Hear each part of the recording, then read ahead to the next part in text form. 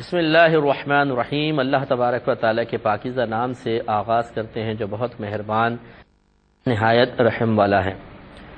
امام بخاری رحمۃ اللہ علیہ نے باب قائم کیا تھا مسجد میں خمر کی تجارت کو حرام قرار دینا۔ تو اس کا مطلب ہرگز یہ نہیں تھا کہ مسجد میں حرام ہے باہر جائز ہے، مراد یہ ہے کہ مسجد میں سرکار صلی اللہ علیہ وسلم تشریف فرما تھے اور وہاں پہ آپ نے خمر کی تجارت کو حرام قرار دیا، تو پھر یہ حکم کوئی مسجد تک محدود نہیں رہے گا بلکہ باہر بھی یہ حکم ویسے ہی ہے۔ اور اس پہ سیدہ عائشہ صدیقہ رضی اللہ تعالی عنہا کی روایت ہے، لائے ہیں امام بخاری، اور حدیث نمبر ہے 459 کہ سیدہ عائشہ صدیقہ رضی اللہ تعالی عنہا بیان کرتی ہیں کہ جب سورہ بقرہ کی سود سے متعلق آیات نازل ہوئیں تو رحمت کونین صلی اللہ علیہ وسلم مسجد کی طرف نکلے اور ان آیات کو لوگوں کے سامنے پڑھا۔ تو سود کی تو ممانعت کی آیت پڑھی لیکن فرماتی ہیں پھر آپ نے خمر کی تجارت کو حرام کر دیا، یعنی شراب خریدنے بیچنے کو بھی آپ نے بیان فرمایا کہ یہ حرام ہے۔ اسی پر ہم کلام کر رہے تھے کہ اگر کوئی اس طرح کوئی دکان وغیرہ چلاتا ہے شراب کی بیچتا ہے تو اس کو کچھ شرم حیا کرنی چاہیے اور یہ نہ کریں، کیونکہ یہ حرام قطعی ہے یہ شراب پینا پلانا، اور نبی کریم صلی اللہ علیہ وسلم کی وعیدیں ہیں، اور خرید و فروخت بھی نبی کریم صلی اللہ علیہ وسلم کی حدیثوں سے ثابت ہے کہ یہ ناجائز ہے، حرام ہے۔ تو لہٰذا شراب کی حرمت تو نصوص قطعیہ سے ثابت ہے قرآن پاک سے، اور اس کی تجارت کی حرمت نبی کریم صلی اللہ علیہ وسلم نے حدیثوں میں منع فرمائی، تو اس لیے شراب کی خرید و فروخت جائز نہیں ہے۔ اب باہر کے ملکوں میں بعض لوگ یہ کہتے ہیں، ہم سے کویشچن ہوتا ہے اور بھی مفتیان کرام سے معلوم کیا جاتا ہے کہ بعض اوقات ایک سپر مارکیٹ ہے، ایک مسلمان اس کو چلا رہا ہے اور اس میں ہر طرح کے گاہک آتے ہیں، مسلمان بھی آتے ہیں اور غیر مسلم بھی آتے ہیں۔ اب وہ یہ کہتے ہیں، پوچھتے ہیں بعض اوقات کہ اگر ہم اس میں شراب وغیرہ نہ رکھیں ان غیر مسلمین کے لیے، مسلمان کو نہیں بیچتے لیکن غیر مسلمین کے لیے، تو بعض اوقات ایسا ہوتا ہے کہ کوئی آتا ہے، اس نے 4 چیزیں خریدنی ہیں اور وہ شراب کے بارے میں پتہ کرتا ہے اور ڈھونڈتا شراب نہیں ملتی، تو پھر وہ سودا لیے بغیر ہی چلا جاتا ہے، وہ کسی اور ایسی جگہ جاتا ہے کہ جہاں سے اس کو یہ تمام چیزیں ایک ہی مقام سے ملے۔ اور جب کسی کو یہ 1 دفعہ 2 دفعہ پتہ چل جائے کہ فلاں دکان پہ فلاں چیز نہیں ہے، تو پھر دوبارہ آتا بھی نہیں ہے، مطلب پھر وہ نہیں آئے گا کہ ٹھیک ہے یار وہ شراب تو ہے نہیں، شراب بھی خریدنی ہے تو وہاں جانے کا کیا فائدہ ہے کہ 2 چیزیں وہاں سے لوں، پھر گاڑی میں بیٹھوں، پھر 2 چیزیں اس مارکیٹ سے لوں، تو ڈائریکٹ وہاں نہ پہنچ جاؤں اور 4 چیزیں ایک جگہ سے خرید لوں۔ اور اس وجہ سے پھر اس کاروبار پہ فرق پڑنا شروع ہوتا ہے اور گاہک کم ہو جاتے ہیں، اور وہاں کے جس حساب سے ٹیکس وغیرہ ہے اس حساب سے جو معاملات چلانے ہوتے ہیں وہ دشوار ہو جاتے ہیں۔ یہ بعض اوقات لوگ کویشچنس کرتے ہیں تو کیا ایسی صورت میں شراب بیچنے کی اجازت ہو سکتی ہے؟ تو جواب یہ ہے کہ چونکہ نبی کریم صلی اللہ علیہ وسلم نے صراحتاً شراب کی تجارت سے منع فرما دیا اور ہم مسلمان ان شرعی احکام کے مکلف ہیں، لہذا اس صورت میں بھی مسلمان کو یہ اجازت ہرگز نہیں ہوگی کہ وہ شراب بیچے۔ یہ ہو سکتا ہے، یہ ایک جوازی صورت مطلب یہ کہ ہو سکتی ہے کہ مثال کے طور پر ایک غیر مسلم کو دکان کا ایک حصہ کرائے پر دے دیا جائے، غیر مسلم کو دکان کا ایک حصہ، ایک پورشن، چاہے وہ دکان کے سپر مارکیٹ کے اندر ہی ہے، وہ کرائے پر رینٹ پہ دے دیا جائے اور اس کو وہ پھر جو کرنا چاہے ٹھیک ہے، اس کی مرضی ہے، وہ خمر یہاں پہ وہ رکھ لے شراب اور وہ سیل آؤٹ کرے، لوگ جب شراب لینے آئے تو اسی سے لیں، مسلمان کے اس سے تعلق نہ ہو، اور جو مطلب یہ تو ہم دکان کا رینٹ لے رہے ہیں، جگہ کا رینٹ، تو اس میں کوئی منع نہیں ہے، اور اگر وہ شراب بیچتا ہے اس کا نفع نقصان وہ سب اسی کا ہونا چاہیے،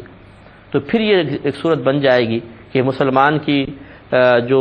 آمدنی ہے اس پہ بھی فرق نہیں رہے گا، گاہک ٹوٹے گا نہیں، اور اب یہ بیچ نہیں رہا بلکہ یہ کرسچن یا کوئی بھی غیر مسلم ہے وہ اس کی خرید و فروخت کر رہا ہے۔ ہاں اتنا ضرور کریں اس میں کہ یہ بھی نہ کیجیے گا کہ آپ کسی گناہ میں تعاون کی نیت کریں، بس آپ یہ کریں کسی سے معاہدہ کریں میں تمہیں یہ جگہ کرائے پہ دیتا ہوں اتنا حصہ، اب تمہاری مرضی ہے تم اس میں جو کرنا چاہو، اور اشارتاً کنایتاً یہ ہو سکتا ہے صراحتاً نیت میں شامل نہ ہو، صراحتاً طے نہ کریں کہ آپ کو یہی چیز بیچنی ہے، لیکن اشارتاً کنایتاً اگر وہ سمجھ جاتا ہے کہ مجھے یہ چیز ادھر کمی ہے تو میں یہ رکھ لیتا ہوں، تو پھر ٹھیک ہے آپ اس کو دے سکتے ہیں۔ یہ اس لیے ہم آپ کو ایک ہیلا بتا رہے ہیں کہ واقعی مسلمان وہاں پر بعض اوقات جو اس طرح چلا رہے ہیں اس میں نور علی نور، اور سب سے بہتر صورت تو یہی ہے کہ نہ رکھیں چاہے نقصان ہو جائے، ٹھیک ہے جہاد کریں فیس کریں، لیکن ہر ایک اتنے مضبوط باطن والا نہیں ہوتا ہے، ہر ایک کے حالات ایسی چیزوں کو ہٹانے کی وجہ سے اس کے موافق رہتے نہیں ہیں، ہو سکتا ہے آپ کے ہوں آپ کے ہوں آپ کے ہوں اس کے نہ ہوں، تو اس لیے پھر شرعی حکم ایسا ہی بیان کیا جاتا ہے کہ جس میں مسلمان ایک آزمائش سے محفوظ رہے، اور یہ ایسا ہی ہوتا ہے، شریعت کا طریقہ یہی ہے کہ جب ایک چیز بہت زیادہ رائج ہو جاتی ہے اور ضروری سی محسوس ہوتی ہے اور مسلمان اس کی وجہ سے حرج میں مبتلا ہو رہا ہوتا ہے، تو پھر اس کو تکلیف اذیت اور پریشانی میں مبتلا کرنے کے بجائے شریعت چاہتی ہے کہ کوئی ایسا حل اس کو بتا دیا جائے کہ وہ جواز کی طرف بھی آ جائے، یعنی ناجائز سے بچ بھی جائے اور یہ معاملہ بھی پورا ہو جائے اور اس کو نقصان بھی نہ پہنچے۔ جیسے میں اس کی ایک مثال دیتا ہوں کہ خیبر کے کچھ لوگ تھے، رحمت کونین صلی اللہ علیہ وسلم کے پاس آئے اور انہوں نے آ کے بتایا یا رسول اللہ صلی اللہ علیہ وسلم، ہم اس طرح کرتے ہیں کہ 2 کلو، مثال دے رہا ہوں کہ 2 کلو عمدہ کھجوریں ہم 4 کلو ردی کھجوروں کے بدلے میں لیتے دیتے ہیں۔ ایک طرف 2 کلو عمدہ ہوتی ہیں، 4 کلو ردی ہوتی ہیں، تو ہم چونکہ یہ عمدہ ہیں اس لیے 2 کلو دے دیتے ہیں اور اس کے بدلے 4 کلو لے لیتے ہیں، کیا یہ صحیح ہے؟ رحمت کونین صلی اللہ علیہ وسلم نے فرمایا کہ یہ سود ہے، کیونکہ یہ کھجور بھی وزن کر کے یہ ڈبے میں ناپ کر، اس کو مکیلی کہتے ہیں اور ناپنے کو عربی میں کیل کہتے ہیں، اور اگر کوئی ایسی شے ہو جس کو ڈبوں میں ناپ وغیرہ کر کے اس کا اندازہ کیا جاتا ہو، اگر آپ ایک طرف جیسے کھجور ہے، دوسری طرف بھی اگر وہی چیز ہے ہم جنس ہے، تو پھر یہ یاد رکھیں کہ برابر وزن کے ساتھ لینا دینا شرعاً جائز ہوگا۔ اگر وزن اوپر نیچے ہو گیا تو ایسی تجارت حرام اور سود میں شمار ہوگی، اور ہمارا مذہب عمدگی اور ردی پن کو نہیں دیکھتا ہے کہ جیسے یہاں تک یہ عمدہ ہیں 2 کلو، یہ اعلیٰ ہیں ردی ہیں 4 کلو، تو یہ نہیں، اصل وزن کو بس دیکھا جائے گا، اس کی جودت عمدگی کو قیمت نہیں، سرکار نے منع فرمایا۔ لیکن اب چونکہ ان کے ہاں رائج تھا تو رحمت کونین صلی اللہ علیہ وسلم نے یہ نہیں فرمایا ختم کر دو بس، وہ تو سب حرج میں مبتلا ہو جاتے، ان کے درمیان یہ معاملات چل رہے تھے۔ اب ہمارے سرکار صلی اللہ علیہ وسلم نے اس کا ایک حل بیان فرمایا ایسا کیوں نہیں کر لیتے کہ تم ان سے 4 کلو خرید لو اور وہ تم سے 2 کلو خرید لیں۔ اب دیکھیے یہ کتنا خوبصورت ہیلا بتایا، اب میں آپ کو سمجھاتا ہوں کہ مثال کے طور پہ ادھر 2 کلو عمدہ کھجور ہیں، ادھر 4 کلو ردی کھجور ہیں، اور ہم نے ان کو لینا دینا ہے، لیکن یہ طریقہ کار ناجائز ہے۔ اگر اس کو 2 کلو کو 4 کلو کا بدلہ اور 4 کلو کو 2 کلو کا بدلہ قرار دیں تو سود بنے گا۔ اب اگر ہم یوں کریں کہ یہ والی پارٹی کہے کہ میں آپ کی 2 کلو خریدتا ہوں 50 روپے میں، یہ کہے ڈن، سودا کیا، لاؤ یہ دیا 50 روپے لے لیے، پھر یہ کہے کہ میں آپ کی 4 کلو خریدتا ہوں 50 روپے میں، وہ کہیں ڈن، یہ 50 روپے دے 4 کلو خرید لے، بتائیے یہ کھجوریں ادھر ادھر چلی بھی گئیں اور 50 اس کے اپنے پاس رہے، اس کے 50 اپنے پاس رہے۔ لیکن اب کیا ہوا، کھجور کے بدلے کھجور نہیں ہے، پیسے کے بدلے کھجور ہے، لیکن پیسے بھی اپنے پاس رہے، کھجور بھی ادھر ادھر چلی گئی۔ تو یہ ہمارے نبی کریم صلی اللہ علیہ وسلم کا طریقہ کار تھا کہ جب کوئی چیز لوگوں کے لیے باعث حرج بن رہی ہوتی تھی، یعنی اس کا چھوڑنا، اس کو ترک کرنا، تو پھر رحمت کونین صلی اللہ علیہ وسلم انہیں ایک ایسا طریقہ ارشاد فرما دیا کرتے تھے کہ جس سے انہیں آسانی حاصل ہو جاتی تھی اور وہ صورت جواز کی طرف آ جاتے تھے۔ لہٰذا بہت سے لوگ ہوتے ہیں جوش میں، جب ہم اس قسم کا کوئی مشورہ دیتے ہیں تو جوش میں آ کے بولتے ہیں یار یہ آج کل کے مولوی تو حرام کو حلال کرنے کے چکر میں۔ ذرا غور کیجئے کہ آپ کا یہ الزام کہاں تک پہنچے گا۔ نبی کریم صلی اللہ علیہ وسلم نے ایک چیز کو پہلے خود سود قرار دیا، پھر اس کا جوازی صورت بتائی، تو کیا رحمت کونین صلی اللہ علیہ وسلم کے بارے میں بھی آپ کا یہی فاسد خیال ہوگا؟ تو یقینی سی بات ہے کہ نہیں۔ ہمارا اگر کوئی اس طرح کوئی کام کر رہا ہے یا نہیں کر رہا، اگر وہ تقوی اختیار کرتا ہے ہمیں کیا فائدہ ہوگا، اگر وہ گناہ گار ہے تو ہمارا کیا نقصان ہوگا۔ لیکن ہم ہیں علماء اور ہم مفتیان کرام ہیں، ہمارا کام یہ ہے کہ اگر ہمارا مسلمان بھائی کسی وجہ سے اذیت اور تکلیف اور پریشانی میں مبتلا ہو اور شریعت خود اس کا ایک حل پیش کر رہی ہو تو ہم اس کا حل اس کے سامنے رکھ دیں۔ اب یہ مرضی ہے اس کی کہ وہ قبول کرے نہ کرے۔ اگر وہ کہتا ہے یار میری سمجھ میں نہیں آتا، میں نہیں رکھنا چاہتا ہوں، نہ رکھو تو بہت اچھی بات ہے، نور اللہ نور ہے، آپ ویسے ہی سپر مارکیٹ اپنی چلائیں، اپنا اسٹور چلا لیں۔ لیکن اگر کوئی کہتا ہے کہ نہیں اس کی وجہ سے واقعی میرے کاروبار پہ بہت زیادہ فرق پڑ رہا ہے، اور میں آپ کو مثال دیتا ہوں، ایک صاحب نے مجھ سے مسئلہ پوچھا باہر کے ملک میں، وہ ایسی جگہ پہ ان کی دکان تھی کہ وہاں پہ غیر مسلمین بہت زیادہ تھے، مسلمان کے 2-4 ہی گھر تھے۔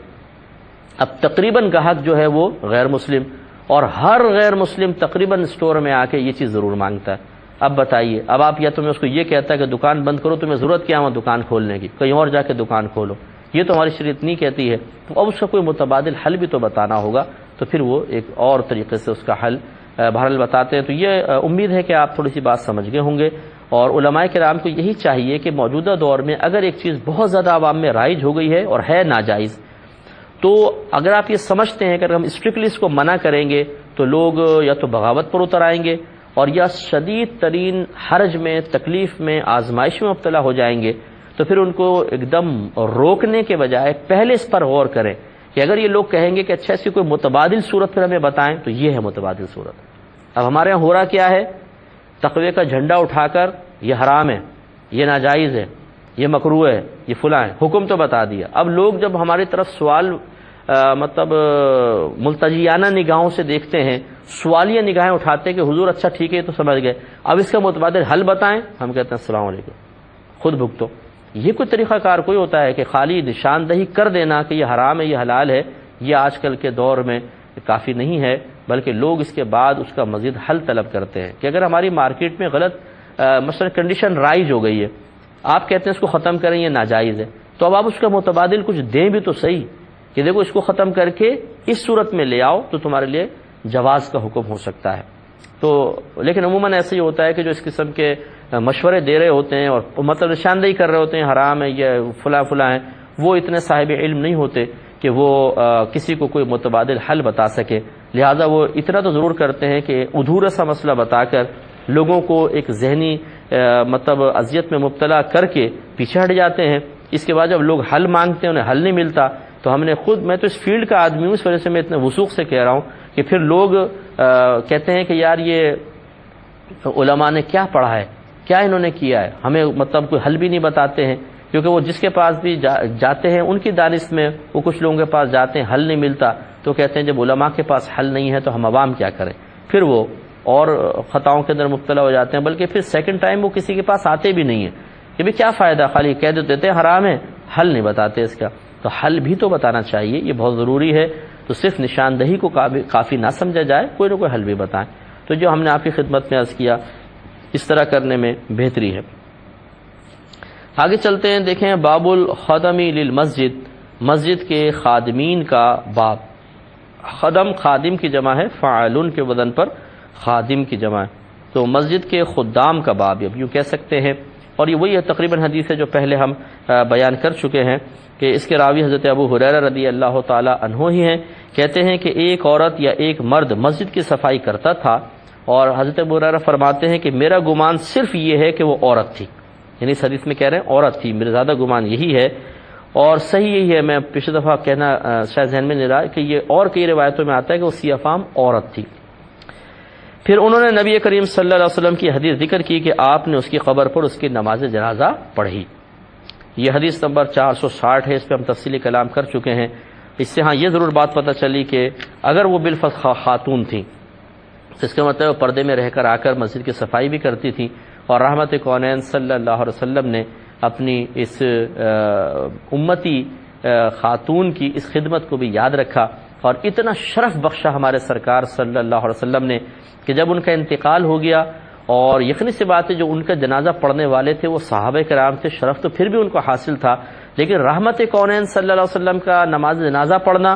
یہ بہت ہی بڑا شرف تھا، اور سرکار نے ان کی خدمت کے صلے میں سمجھ لیجئے انہیں اس شرف سے محروم نہ رکھا، بلکہ خود تشریف لے گئے اور باقاعدہ ان کی قبر پہ نماز جنازہ پڑھ کر، اب جب سرکار کی زبان حق ترجمان سے ان کے لیے دعائے مغفرت نکلی ہوگی تو یقینی سی بات ہے کہ وہ ضرور ان کی مغفرت ہوئی ہے اور وہ جنتی ہیں۔ تو یہ تو نبی کریم صلی اللہ علیہ وسلم کا ان کی قبر پہ جا کے نماز پڑھنا ہی ان کے ایمان کی دلیل تھی کہ وہ مومنہ گئی ہیں، اور مومن اور وہ بھی صحابی، وہ تو صحابیہ تو جنتی تو ہیں ہی ہیں، اور پھر اس پہ نور علی نور کے رحمت کونین صلی اللہ علیہ وسلم کا ان کے لیے نماز جنازہ پڑھنا، جو خود سرکار فرماتے ہیں کہ میرا تمہارے لیے نماز جنازہ پڑھنا تمہارے لیے باعث نزول رحمت ہے، یہ روایات میں آتا ہے۔ تو سرکار جب خود کھڑے ہوں گے اور رحمتیں نازل ہو رہے ہوں گی تو کیا سعادت اور خوش قسمتی ہوگی اس شخص کی جس کا نماز جنازہ سرکار پڑھا رہے تھے۔ تو انہیں یہ اعزاز اس لیے حاصل ہوا کہ انہوں نے اللہ کے گھر کی خدمت کی تھی، اس لیے ہم نے پچھلے پروگرام میں بھی عرض کی تھی بہنوں سے کہ کبھی آپ کو موقع ملے جیسے مثال کے طور پر آپ حرمین شریفین جاتی ہیں یا کسی ایسی مسجد میں آپ چلے گئیں، نماز کا ٹائم ہو گیا، قریب کوئی مسجد تھی جس میں عورتوں کی بھی جگہ تھی نماز پڑھنے کی، اور آپ چلی گئیں، تو پھر وہاں پہ دیکھیں کوئی خرابی پڑی ہو، کوئی ٹنکا ہے، کوئی ایسا ہے، تو آپ تھوڑی بہت صفائی کر دیں تاکہ بروز قیامت آپ کا شمار بھی خانہ خدا کی صفائی کرنے والوں میں ہو، اس پر بھی انعام کا ترتب ہوگا۔ اگلا باب دیکھیے، کہتے ہیں کہ باب الاسیری او الغریمی یربط فی المسجد، قیدی یا مقروض کو مسجد میں باندھنے کا باب، قیدی کو یا مقروض کو۔ لیکن آگے ہے تو مطلب حدیث جو لے کر آئے ہیں وہ تھوڑا سا اس عنوان سے ہٹ کر ہے، اگلی حدیث اس سے موافق ہے لیکن یہ والی نہیں ہے، لیکن بہرحال آپ نے باب قائم کیا ہے کہ قیدی یا مقروض شخص کو مسجد میں باندھنے کا باب۔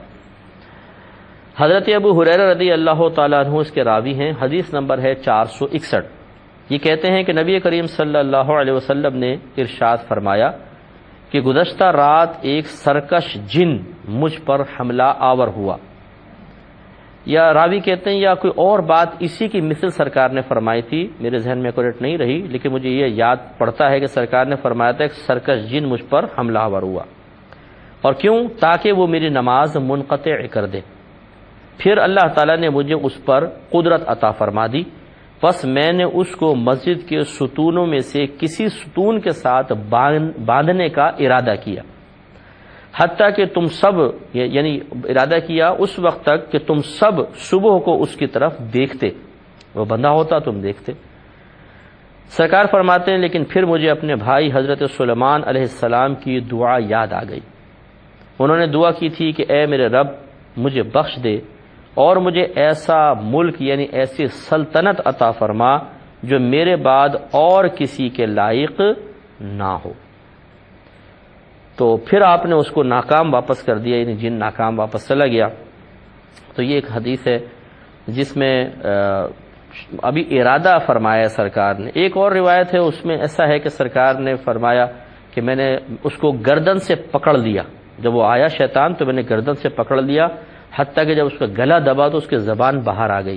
اور میں نے اپنے ہاتھ پر اس کے لعاب کی ٹھنڈک کو محسوس کیا۔ اور سرکار اس حدیث میں فرماتے میں نے چاہا کہ میں اس کو ستون کے ساتھ باندھ دوں اور صبح مدینے کے بچے اس کے ساتھ آ کر کھیلیں، لیکن پھر مجھے اپنے بھائی سلیمان کی یہ دعا یاد آ گئی۔ اس پہ ہم کلام کرتے ہیں۔ تو پہلی بات تو یہ کہ سرکار خود فرما رہے ہیں کہ گزشتہ رات ایک سرکش جن مجھ پر حملہ آور ہوا تاکہ میری نماز کو منقطع کر دے۔ اس کا مطلب یہ ہوا کہ اللہ تبارک و تعالی شیاطین وغیرہ کو انبیاء علیہ السلام پر غلبے کی قوت عطا نہیں فرماتا، وہ کبھی غالب نہیں آ سکتے ہیں، لیکن کبھی کبھار کوئی وہ سرکشی کرنے کی کوشش کر سکتے ہیں، جیسے کہ اس روایت میں ثابت ہوا کہ اس نے کوشش کی کہ نماز منقطع کر دوں۔ بہت ہی کوئی جاہل قسم کا جن تھا جس کو پتہ نہیں تھا کہ یہ کیا ہو رہا ہے اور کون سی ہستی سامنے کھڑی ہوئی ہے، اور اس نے اتنی جرأت کر لی اور رحمت کونین صلی اللہ علیہ وسلم نے اسے قابو میں فرمایا۔ اب دیکھیے یہ قرآن مجید میں سورۃ الاعراف آیت نمبر 27 ہے، اللہ تعالیٰ فرماتا ہے کہ انہ یراکم ہوا وقبیلہ من حیث لا ترونہم، کہ یہ جو جنات وغیرہ ہیں یعنی شیطان اور اس کا جو قبیلہ جنات ہیں وہ تمہیں ایسی جگہ سے دیکھتے ہیں جہاں سے تم ان کو نہیں دیکھتے ہو۔ تو اس پر مفسرین نے فرمایا ہے کہ جن اپنی جب اصل شکل میں ہوتا ہے تو وہ ہمیں نظر نہیں آتا، ہم اس کو نہیں دیکھ سکتے، وہ ہمیں دیکھ رہے ہوتے ہیں لیکن ہم ان کو نہیں دیکھ سکتے۔ یہ اللہ تعالیٰ کا کی مطلب ایک عجیب و غریب مخلوق، پیدا کردہ مخلوق ہے جو اللہ تعالیٰ نے اپنی اظہار قدرت کے لیے اس طرح رکھا کہ وہ ہمیں دیکھ رہا ہے، ہم نہیں دیکھ رہے، ہم اس کو محسوس بھی نہیں کر رہے، قریب سے گزر جاتے ہیں پتہ نہیں چلتا۔ اس پہ انشاءاللہ کلام کرتے ہیں نیکسٹ پروگرام میں۔ وآخر دعوانا ان الحمدللہ۔